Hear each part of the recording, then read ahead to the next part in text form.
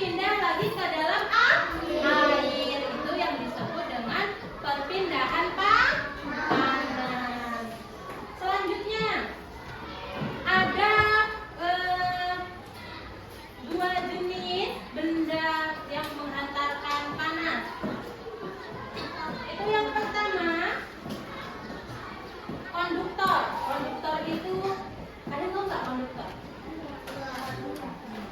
Jadi konduktor itu benda yang mudah dan cepat menghantarkan panas. Konduktor itu benda yang mudah dan cepat dalam menghantarkan panas. Contohnya apa? Ada yang tahu nggak? Contohnya apa?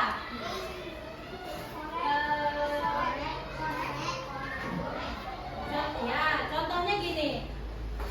Pernah nggak kalian lihat lampu zaman dahulu? Lampu yang kalau mati lampu? Nggak pernah ya? Maka gini, kita membakar besi. Kalian pegang besi, ya kan? Kalian bakar. Itu menghantarkan panasnya mudah atau tidak? Cepat kan besi itu panas? Ya, itu